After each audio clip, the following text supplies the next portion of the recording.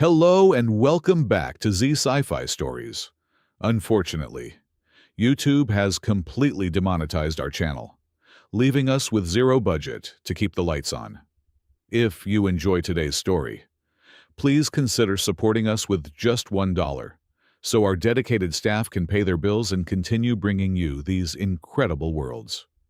You can help by scanning the QR code on your screen or by clicking the donation link down in the description or the pinned comment. Now, let us dive into the abyss.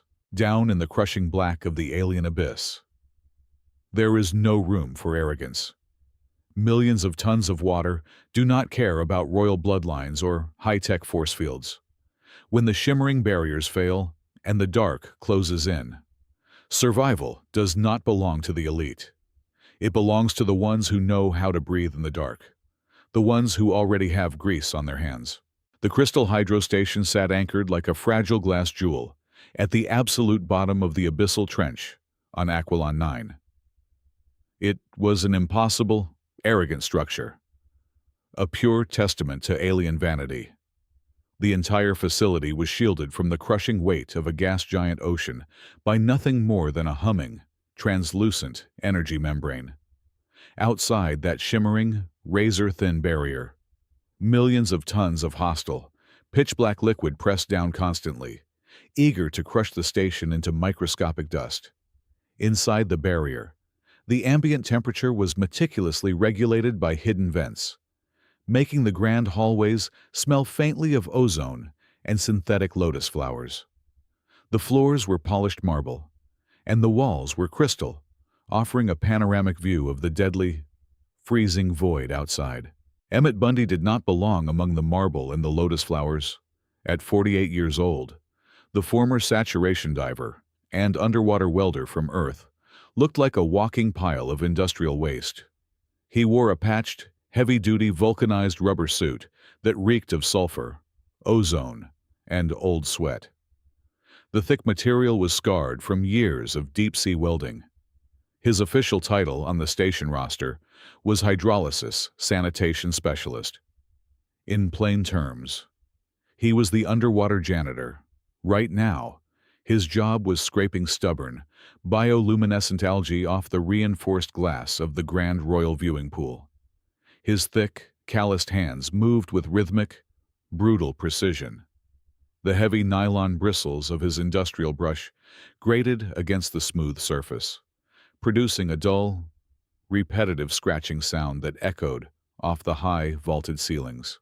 A patrol of aqua guards drifted past the viewing deck, their footsteps completely silent. They were the elite, the supposed untouchables of the Aquilon military. They did not wear heavy, plated armor. Instead, their tall, slender bodies were wrapped in biosynthetic mesh, thin as spider silk. The material was woven with glowing, microscopic neural threads that perfectly regulated their body heat and artificially amplified their muscle movements. One of them, a tall male with pale blue skin and striking silver eyes, paused to look down at Emmett. The guard nudged his companion, letting out a sharp, clicking laugh that sounded like cracking ice.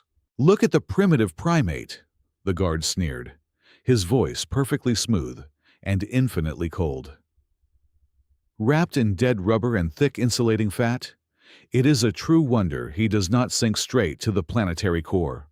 Emmett did not turn around. He did not miss a beat with his scrubbing.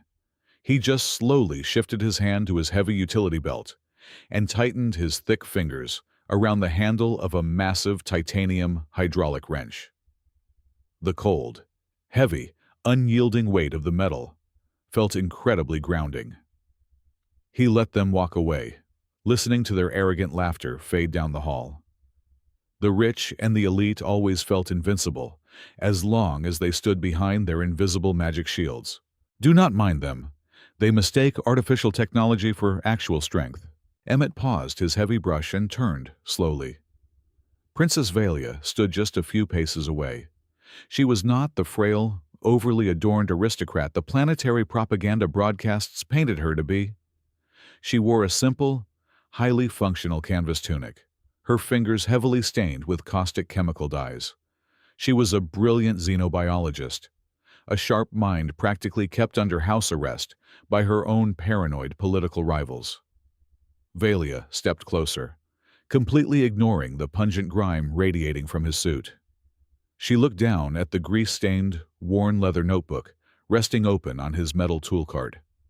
The pages were filled with hand-drawn maps of Earth, deep-sea thermal currents, covered in smudged graphite calculations. "You track the fluid pressure differentials manually," Valia noted, her tone laced with genuine, analytical curiosity, completely devoid of the usual aristocratic disdain.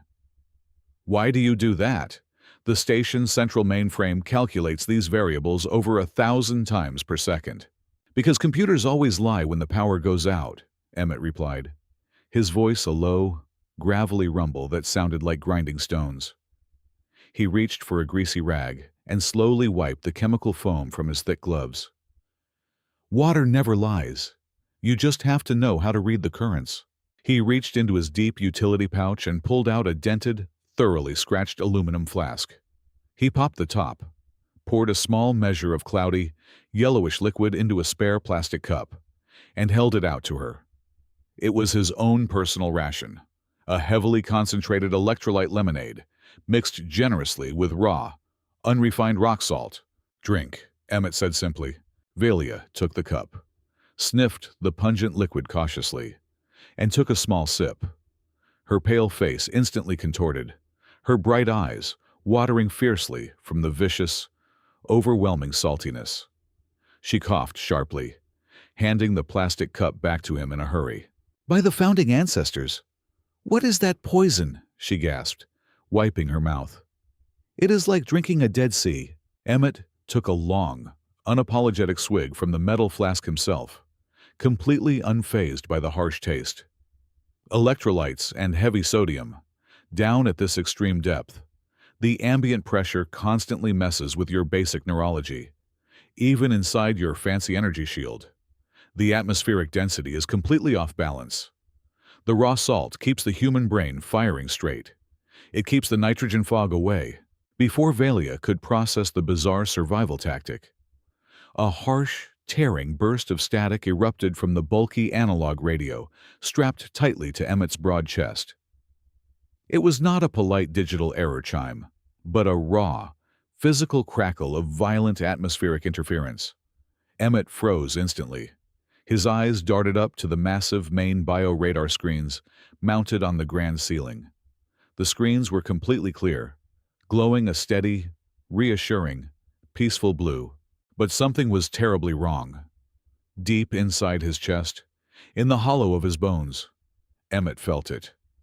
The constant, low-frequency mechanical vibration of the station, massive water filtration system. A heavy hum that vibrated through the steel floor plates 24 hours a day, suddenly stopped dead. The silence that violently crashed into the massive room was absolute, heavy, and utterly terrifying. It was the crushing, dead quiet of a deep ocean grave.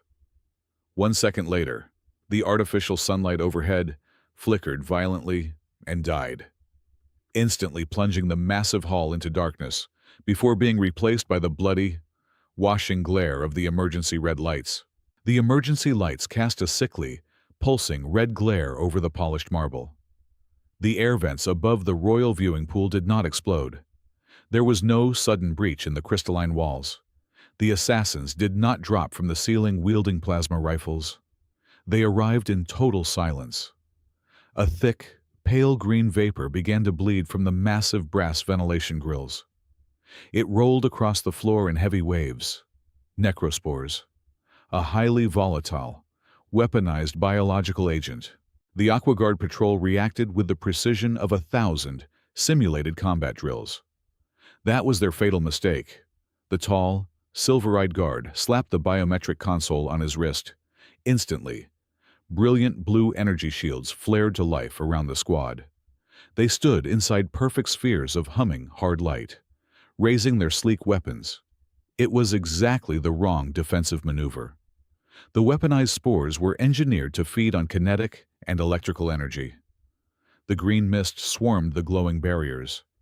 Instead of repelling the vapor, The high-tech shields acted like giant, magnetic beacons. The glowing blue light turned a violent, sickening shade of purple. Then, the shields shattered like fragile spun glass. The microscopic spores violently latched onto the synthetic smart mesh of their expensive suits.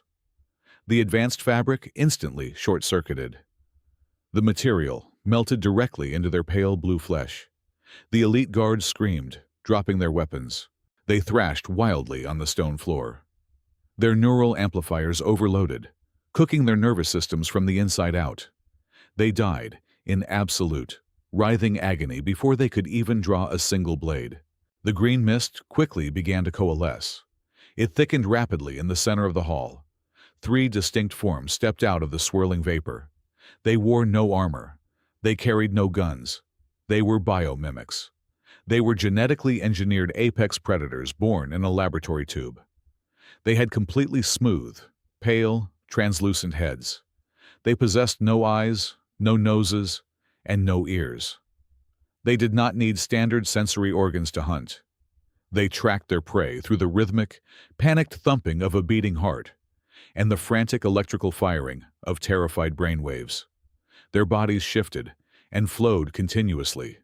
They moved with the sickening, impossible grace of spilled liquid mercury, their limbs elongating and snapping back into solid form with every silent step. The corrosive vapor drifted rapidly toward the viewing deck. Princess Valia choked. Her brilliant mind recognized the biological terror immediately, but her realization came too late. Her simple canvas tunic offered zero environmental protection. She dropped heavily to her knees. Her vision blurred into a smear of red and black. She gasped for clean air, but swallowed only burning fire. Her lungs seized. She swayed, entirely ready to collapse and let the dark take her. Heavy footsteps aggressively shook the metal floor plates. Emmett charged directly into the toxic cloud. He did not hesitate for a fraction of a second. The green mist swirled violently around his massive frame. The spores clung aggressively to his suit, desperately trying to feed. But there was absolutely nothing for them to consume. His vulcanized rubber industrial suit was purely analog. It was dead matter. It contained zero electrical current and completely lacked any smart technology. The ravenous spores simply bounced off the thick, chemically scarred rubber, rendered entirely useless by the sheer primitive nature of his gear. One of the eyeless biomimics snapped its head toward the heavy thumping of Emmett, charging forward. It leaped across the room. It flew through the air, its right arm rapidly shifting into a hardened, jagged bone blade. Emmett did not try to dodge the strike. He did not raise his fists to brawl. He relied entirely on his trade. He violently yanked the heavy brass nozzle of his industrial pressure washer from the iron holster on his hip. He gripped the heavy trigger mechanism with both of his calloused hands. He pointed the thick nozzle squarely at the center of the leaping creature. He squeezed the metal lever hard. The machine roared to life. A furious jet of heavily concentrated industrial cleaning fluid blasted out at over 3,000 pounds per square inch. It was pure, brutal chemical warfare. The fluid was practically straight, unrefined chlorine bleach, specifically mixed to strip alien biological matter off deep-sea reinforced glass. The high-pressure blast caught the biomimic squarely in the chest. The sheer kinetic force of the water stream violently snapped the creature backward out of the air. Then, the vicious chemicals reacted. The pure chlorine aggressively and instantly burned into the fragile, genetically engineered biological tissue. The assassin shrieked. It was a high-pitched, mind-shattering sound that vibrated the very teeth in Emmett Head. The creature literally melted. Its pale, shifting flesh dissolved rapidly into a bubbling, smoking puddle of vile black sludge on the pristine floor. The other 2 biomimics froze, momentarily stunned by the sudden and gruesome destruction of their packmate. Emmett did not give them a single second to recover their senses. He stomped heavily over to Valia.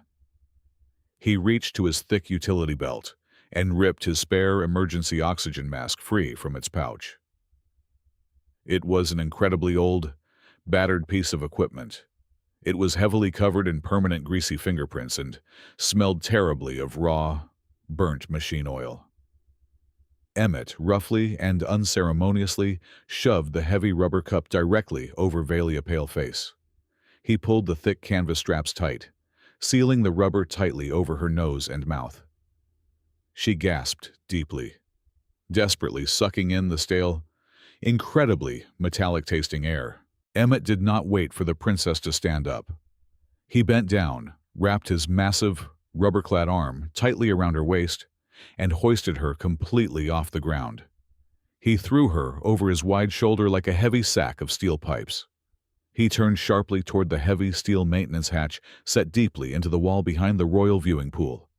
He lifted his heavy, steel-toed diving boot. He kicked the electronic locking mechanism with the total force of a mechanical battering ram. The broken lock sparked and shattered instantly. The heavy iron door swung forcefully open, revealing the pitch-black, claustrophobic darkness of the lower pump stations. Emmett stepped directly into the abyss, violently slamming the heavy metal door shut behind them, locking away the monsters and plunging them both into the deep, echoing dark. The darkness inside the primary cooling wastewater conduit was absolute and suffocating. It was a space never meant for living creatures. The reinforced titanium tunnel was barely 3 feet wide, half filled with freezing, stagnant water that smelled heavily of oxidized iron and decayed algae. Emmett crawled relentlessly forward on his hands and knees, pushing the heavy utility belt ahead of him to squeeze his massive shoulders through the narrow clearance. Valia followed closely behind, her breathing ragged and amplified through the rubber emergency mask. Every few seconds, a terrifying, bone-rattling groan echoed through the curved walls.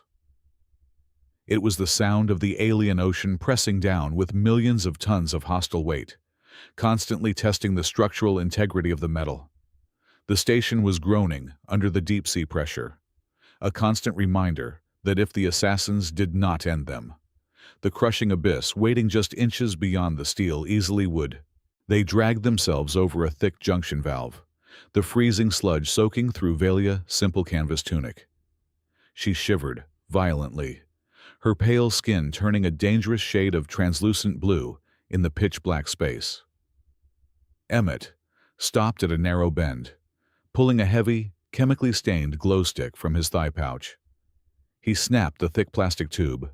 A dim, sickly yellow light bled into the murky water, casting long, wavering shadows against the riveted ceiling. "We have to keep moving," Emmett whispered, his voice a low gravel rumble barely audible over the dripping water. "Those things will not stop at the bulkhead door." Valia leaned against the curved wall, gasping for breath as she pulled the heavy rubber mask down to her chin.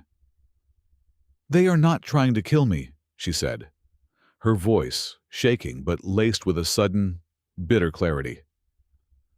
"The biological vapor in the royal viewing pool was meant to neutralize the guards, not me. The biomimics are extractors." Emmett narrowed his eyes, wiping a thick layer of greasy condensation from his forehead. "Extractors. You are a royal target. Why go through the trouble of taking you alive when a simple explosive charge would finish the job?" "Because a corpse is utterly useless to the rival empire," Valia replied, her silver eyes reflecting the dim yellow glow. 2 orbital cycles ago, my research team synthesized a highly complex antibody. It is the only known defense against a massive, weaponized biological plague the Separatists are preparing to unleash on the core worlds.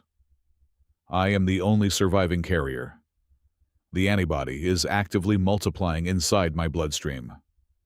They do not want to assassinate me. Emmett, they need to drag me back to their floating laboratories and bleed me entirely dry. Every single drop." Before Emmett could process the grim reality of her words, a sickening, wet, slithering sound echoed from the dark tunnel directly behind them. It sounded like thick, heavy mud being dragged forcefully over sharp rocks. Emmett instantly killed the light, plunging them back into absolute blackness. He held his breath. Through the freezing water lapping at his knees, he felt a rhythmic, pulsing vibration. The biomimics had reached the heavy steel maintenance hatch, but they did not try to break it down. Instead, the terrifying creatures began to rapidly alter their cellular density. They liquefied their synthetic biology, turning their bodies into a viscous, acidic sludge. Emmett could hear the horrific squelching noise as the monsters literally squeezed themselves through the microscopic hairline fractures and ventilation slats of the reinforced door. They were reforming inside the pipes. They were in the water with them. "Conventional weapons are completely worthless down here," Emmett muttered, reaching behind his heavy backplate. "You cannot shoot a nightmare that bleeds like water and shifts like mercury." His thick, calloused hands found the cold, heavy grip of his deep-sea thermal lance. It was a brutal piece of industrial hardware, a thick magnesium rod designed to cut through solid starship hulls underwater. When fully ignited, the heavily pressurized tip burned at an astonishing 5,000 degrees Celsius. "Get completely behind me," Emmett ordered, his voice devoid of any panic. "And cover your ears." Valia scrambled backward, pressing her spine flat against the freezing metal curve of the pipe. Ahead of them, the black water began to ripple violently. A pale, translucent mass surged forward through the flooded tunnel. It did not have a face, only a shifting, gelatinous mass of muscular tentacles searching blindly through the dark. The creature sensed their rapid heartbeats. A thick, razor-sharp appendage suddenly shot forward, whipping through the narrow gaps of a heavy iron drainage grate, separating the pipe sections. The tentacle lunged directly for Emmett's throat. Emmett did not try to block the strike. He did not attempt to slice the shifting limb. Instead, he gripped the heavy thermal lance with both hands, twisted the pressurized ignition valve completely open, and forcefully drove the heavy magnesium tip straight down into the freezing, stagnant water trapped between them in the confined pipe. The reaction was violently instantaneous. The 5,000-degree heat hit the standing water. In a fraction of a millisecond, the liquid violently boiled and expanded into highly pressurized, superheated steam. There was nowhere for the massive volume of expanding thermal gas to escape inside the narrow, sealed titanium tube. A blinding flash of pure white light illuminated the tunnel, followed immediately by a deafening, thunderous roar. The superheated steam blasted forward through the iron grate with the devastating force of a localized bomb. It slammed directly into the charging biomimic. The monstrous creature had no time to shift its density. It was instantly boiled alive. Its translucent flesh blistered, ruptured, and cooked in a single, agonizing second. A horrific, high-pitched shriek of dissolving biological matter echoed through the pipe before the creature completely disintegrated into a floating mass of thoroughly scorched, lifeless ash. The brutal shockwave of the steam explosion violently threw Emmett backward. He slammed hard into the metal wall. The heavy backwash of superheated vapor rolled over his raised left arm. The thick, vulcanized rubber of his suit instantly melted under the extreme temperature, fusing painfully with the skin underneath. Emmett grunted heavily, sliding down into the murky water. The air was thick with the suffocating smell of cooked alien flesh and heavily burnt rubber. Valia coughed, waving the blinding white steam away from her face. She crawled frantically toward him in the dim light. "You are hurt!" Valia gasped, her eyes widening in pure horror as she saw the gruesome state of his left forearm. The protective suit had completely burned away, leaving deeply scorched, raw, blistering flesh exposed to the freezing, unsanitary water. Emmett did not scream. He did not curse. His jaw was clenched so tightly the muscles in his neck looked like braided steel cables. He calmly reached into his thigh pouch with his good hand and pulled out a pressurized canister of deep space medical foam. Without a single word of hesitation, he sprayed the freezing, chemical-heavy foam directly onto his raw, ruined flesh. The foam hissed violently as it rapidly froze the dead tissue, sealing the terrible burn in a hard, protective chemical shell. Valia stared at him, utterly paralyzed by the raw, unfathomable endurance of the human. Her elite royal guards had screamed and thrashed in agony when their shields failed. This aging, blue-collar laborer from Earth had just intentionally cooked his own flesh to win a tactical advantage, and he had not made a single sound. He simply took a deep, ragged breath, holstered his empty medical canister, and picked up his heavy wrench. "The tunnel is clear," Emmett said quietly, his voice perfectly steady despite the horrific trauma. "Let us keep moving." The heavy steel hatch slammed shut behind them. Emmett spun the massive iron wheel, driving thick locking pins into place with a sound like a thunderclap. The central pressure control room was a cold, damp vault composed entirely of bare titanium plating and exposed hydraulic lines. The air inside smelled sharply of rust and old electricity. Only the dim, sickly amber glow of analog pressure dials illuminated the tight space. Emmett leaned heavily against the sealed door, his breathing slow and measured. Despite the horrific burns beneath the hardened medical foam on his left arm, Valia collapsed into a metal operator chair, dropping her rubber mask to the floor. The profound, dead silence of the room was meant to be comforting, a barrier against the crushing ocean outside. But the quiet only lasted for 20 seconds. Suddenly, a sharp, piercing burst of static erupted from the military-grade communication band, strapped tightly to Valia's wrist. She flinched, instantly grabbing her arm. The raw static cleared, replaced by a heavily distorted, yet unmistakably familiar voice. "Princess Valia, this is Captain Kalen. Do you copy? I repeat. This is Captain Kalen. Yep, please respond immediately." Valia froze completely, her silver eyes widening in pure, unadulterated shock. "Kalen, you are alive?" she whispered into the tiny receiver, her voice breaking with a sudden, desperate surge of hope. "I survived the biological attack in the main viewing pool." The smooth, refined voice of the elite commander crackled through the speaker. "I have secured Sector 4. I am currently holding the primary emergency escape pod open for your arrival. You must make your way to the outer docking ring right now. The perimeter is strictly secure, but I cannot hold these coordinates forever. You must hurry." A massive wave of profound relief washed over Valia, pale, exhausted face. She leaped to her feet, moving instinctively toward the heavy titanium hatch they had just sealed. "He is alive. The captain is alive. We have a clear way out," she declared, her voice frantic with renewed energy. She reached for the massive iron wheel, but a heavy, grease-stained hand clamped down violently on her shoulder. Emmett shoved her backward, stepping his massive, battered frame directly in front of the only exit. He crossed his thick arms, his face set like unyielding stone. "Move out of my way, human!"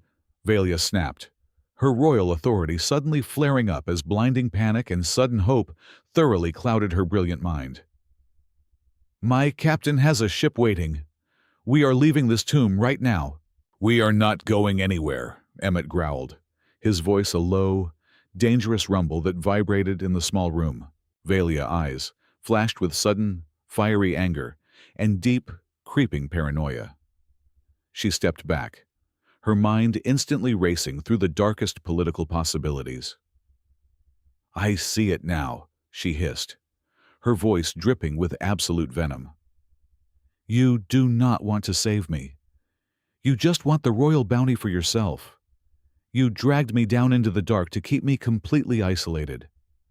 You are holding me hostage. How many millions of planetary credits do you want?" "Garbage scrubber. Name your price and let me pass." Emmett did not flinch at the venomous insult. He simply reached out with his good hand, grabbed her wrist communicator, and ripped it completely off her arm. He walked heavily over to a large, dusty audio terminal on the control desk. He slammed the small device onto the physical port, hardwiring the transmission directly into the station's massive analog speakers. "Listen to me very carefully, Your Highness," Emmett commanded, turning the mechanical audio output dials up to their absolute maximum limit. "You are completely blinded by the desperate need to survive. You are not listening to the water. Listen to the background noise." He hit the heavy playback switch. The smooth voice of the captain echoed loudly through the dark room again. But this time, beneath the reassuring words, there was something else entirely. A faint, metallic clicking sound. It was incredibly subtle, practically buried beneath the vocal frequencies. It was a rhythmic, repetitive tapping. Short, long, short, long. "What is that?" Valia whispered, her anger instantly evaporating, replaced by a sudden icy dread creeping up her spine. "That is an old Earth technique," Emmett replied coldly, his eyes locked on the spinning audio reels. "It is a primitive deep-sea diving code. We use it when the communication lines flood, and we can only tap heavy wrenches on the pipes. It is a 4-letter distress warning. T-R-A-P, trap." Valia shook her head vigorously, stumbling backward. "That is utterly impossible. Kalen does not know Earth diving codes. He is Aquilon Elite." "He does not," Emmett confirmed grimly. "But I do. And whatever is currently wearing your captain's skin knows perfectly well that I am down here with you." He aggressively turned off the audio feed. The terrifying silence slammed back into the room. "Those weaponized necrospores do not just melt flesh. If they want to hunt a specific target, they burrow straight into the nervous system. They hijack the vocal cords and the memory centers. Your captain died in the viewing pool. Those monsters are just puppeteering his dead vocal cords, trying to lure you out of the only thick titanium vault left on the station." "No!" Valia gasped, pressing her trembling hands against her mouth. "You are just being paranoid. You are trying to terrify me." "I am being observant," Emmett corrected her flatly. He reached for the heavy main console and aggressively flipped a series of thick breaker switches. "Let us look at the outer docking ring." The large, dust-covered cathode monitors embedded in the wall hummed violently to life. The screens displayed the incredibly grainy, black and white visual feed from the external security cameras. Valia stared at the flickering monitors, and her entire world finally collapsed. The primary emergency escape pod was not waiting for them. It had been violently sliced in half. The heavy, reinforced glass was entirely shattered, surrounding the ruined pod. Waiting patiently in the dark shadows of the docking ring were dozens of shifting, liquid-like biomimics. Standing directly in front of the camera was the towering, armored figure of Captain Kalen. But his face was completely gone, where his features should have been. There was only a writhing mass of pale, translucent tentacles. His jaw moved perfectly in sync with the audio transmission they had just heard. Valia's legs finally gave out. She dropped completely to the cold steel floor, her shoulders shaking violently as silent tears streamed down her face. The elite guards, the high-tech shields, the advanced weaponry, all of it was a complete illusion. She looked up at the battered, burned, middle-aged human laborer, standing in his filthy rubber suit. This incredibly stubborn, primitive man was the absolute only thing standing between her and a fate far worse than death. Emmett turned his back on the horrific monitors. He walked heavily over to the main atmospheric gauge bolted to the wall. He tapped the thick glass with his knuckles. The needle was dropping steadily into the red zone. "We have roughly 45 minutes of breathable air left in this room," Emmett stated, his voice completely devoid of fear or panic. "The life support systems are fully disabled across the grid. We cannot hide in this box forever, and we cannot run out into the open corridor." He turned to face the heavy titanium door, his eyes narrowing as he gripped his massive titanium wrench. He looked around the massive, heavy-duty pressure control machinery filling the room. "So," Emmett said quietly, a grim, terrifying resolve settling over his scarred features. "We are going to stop running. We are going to let them come to us. I am going to turn this room into a slaughterhouse." The heavy silence in the central pressure control room was finally broken by a horrific, sizzling hiss. Beyond the massive titanium bulkhead, the mutated alpha mimic and its pack had arrived. They were not trying to bash the thick barrier down.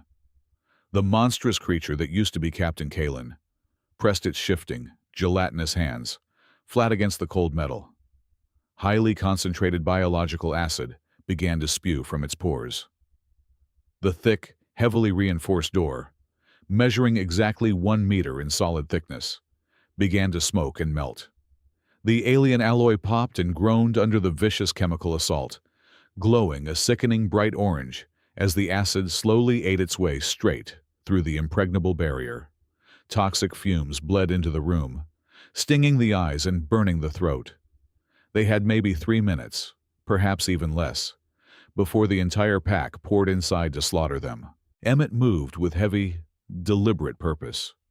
He grabbed Valia by the shoulder, guiding her firmly toward the massive steel cylinder, bolted securely to the far wall.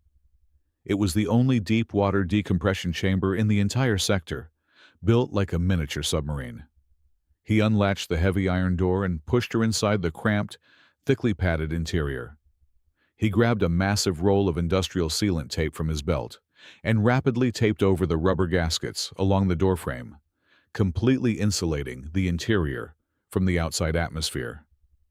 Then, he grabbed the exterior locking bar and forcefully slammed it down, sealing the chamber completely from the outside.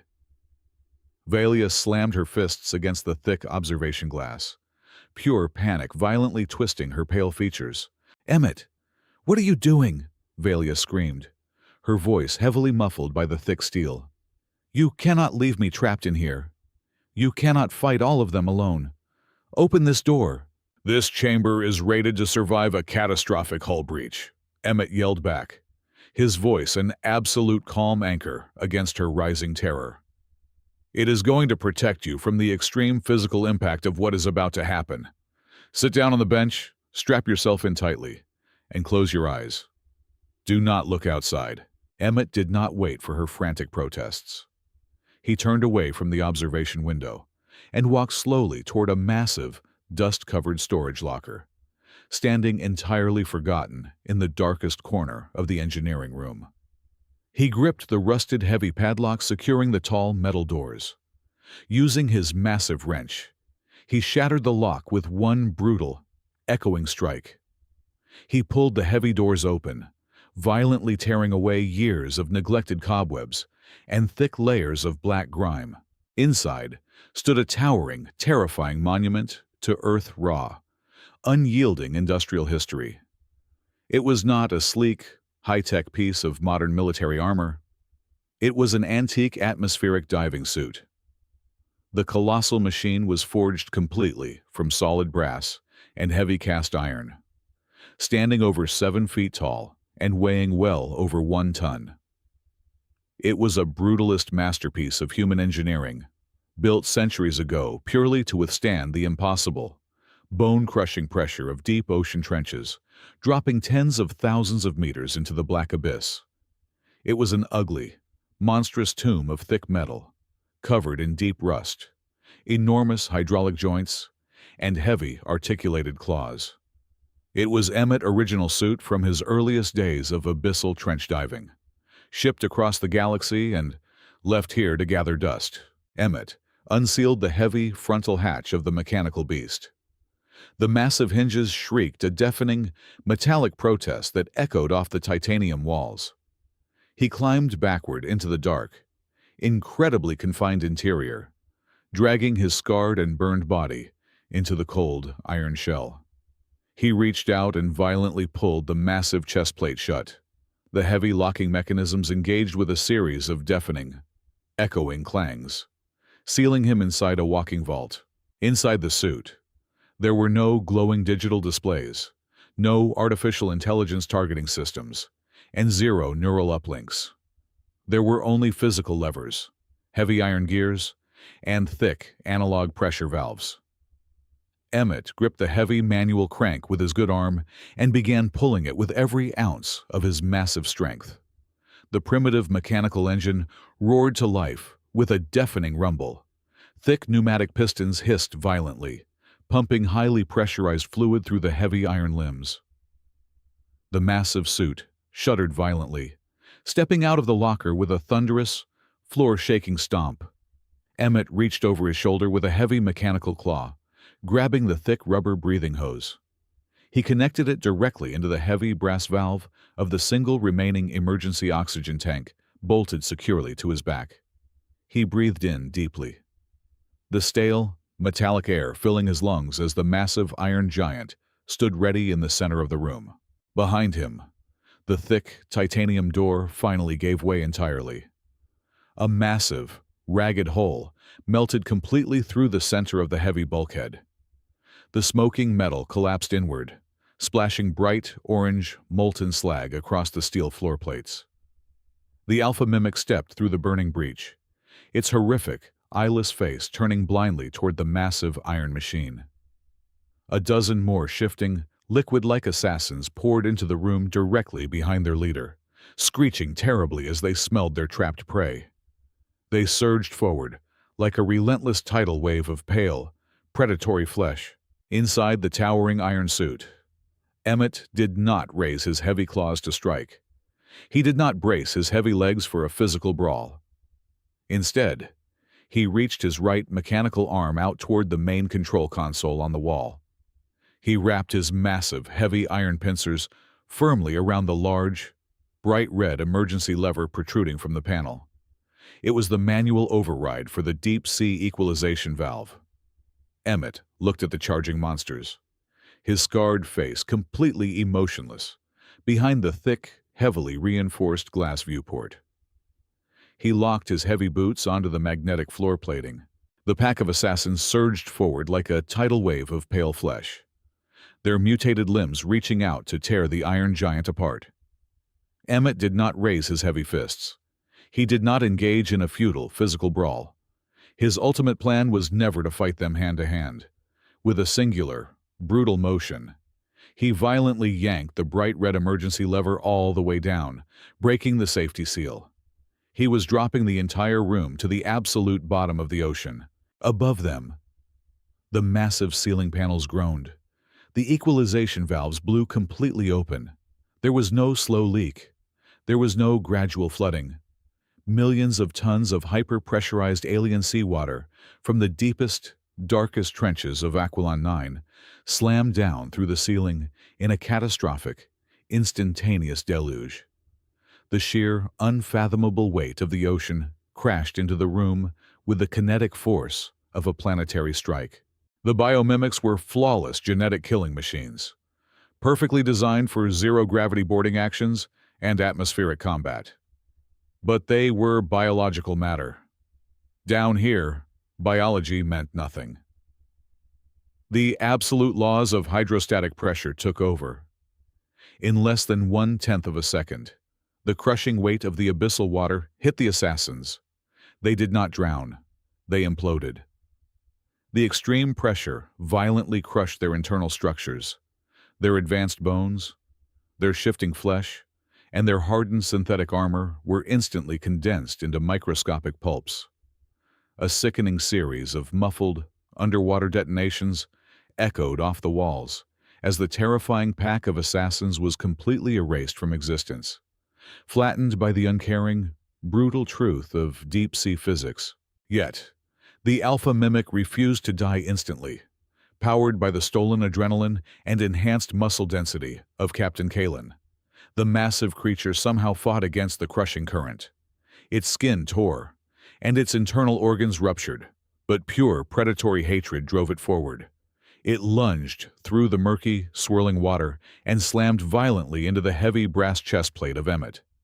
The monster raised its razor-sharp bone claws, weapons capable of slicing effortlessly through modern alien alloys and advanced military shielding. It slashed furiously at the Earth suit. The bone blades struck the unyielding cast iron, They instantly shattered into useless fragments. The monster clawed again, but its attacks were entirely meaningless. The ancient Earth suit was not made of smart metal. It was not woven with energy fields. It was solid, incredibly dense, phenomenally stupid iron, forged explicitly to absorb the worst punishment the universe could offer without bending a single inch. In the heavy, slowed motion of the underwater abyss, Emmett braced his magnetic boots firmly against the steel floor plates. He raised his right, mechanical arm. The massive appendage weighed over half a ton. He swung the massive iron pincer forward, catching the thrashing alpha mimic directly by the throat. With the relentless force of hydraulic pistons, Emmett drove the creature backward, pinning it brutally against the flooded titanium wall. The alpha thrashed wildly, its pale tentacles whipping against the rusted metal. Emmett calmly activated the secondary weapon system mounted securely on his right forearm. A heavy, pneumatic underwater rivet gun slid into place, the thick steel muzzle pressing directly against the center of the creature, shifting biological core. Emmett squeezed the firing trigger. A dull, heavy thud vibrated violently through the dense water. A 6-inch solid steel industrial rivet blasted completely through the monster chest, shattering its core and pinning its lifeless, mangled form permanently to the wall. The battle was completely over. The brutal, terrifying monsters had been entirely defeated by gravity and raw metal. Slowly, the emergency protocols of the station engaged. The massive overflow drainage grates violently, sucked the water out of the room. The flooded chamber drained rapidly, leaving behind a horrific landscape of twisted metal and completely liquefied biological remains. Emmett's suit was practically destroyed. The immense pressure had cracked the main seals. The heavy joints were leaking hydraulic fluid, and the single oxygen tank was completely empty. The Iron Giant took one final, staggering step forward before the knees locked. Emmett reached up with his remaining strength and grabbed the heavy manual release valve of his brass helmet. He twisted it violently. The pressurized seal broke with a loud hiss. He pushed the heavy helmet back, the cold, stale air of the room hitting his scarred, bleeding face. He gasped deeply, his lungs burning terribly as he stumbled out of the ruined iron shell. He dragged his heavy boots across the wet floor, his burned left arm hanging uselessly at his side. He reached the steel decompression chamber. With shaking, blood-stained fingers, he pulled the heavy locking bar up and ripped the industrial tape away. The heavy iron door swung open. Velia stumbled out, her chest heaving as she took in the horrific scene of absolute destruction. She looked at the flattened, obliterated remains of the most feared assassins in the galaxy. Then she looked up at the massive, stubborn, broken Earth diver who had just defied the impossible. Tears welled up in her bright silver eyes. She did not speak as a royal princess. She reached out, wrapping her arms firmly around his massive, blood-soaked shoulders, supporting his immense weight before he could collapse onto the cold steel floor. "We are alive," Velia whispered softly, a profound, unshakable awe radiating from her voice. She looked at his bruised face and let out a small, genuine smile. "When we finally get back to dry land, you are going to have to teach me how to properly mix a cup of salted lemonade." Thank you so much for listening to today's story. We would love to know where you are listening from, so please let us know in the comments below. If you found today's journey into the abyss thrilling, please consider supporting our channel with just $1. YouTube has completely demonetized our videos, and your kindness is the only thing allowing us to pay our dedicated staff so they can feed their families and continue bringing you these incredible stories. You can help out by simply scanning the donation QR code on your screen right now, or by clicking the donation link provided in the description and the pinned comment. Thank you again, and we will see you in the next adventure.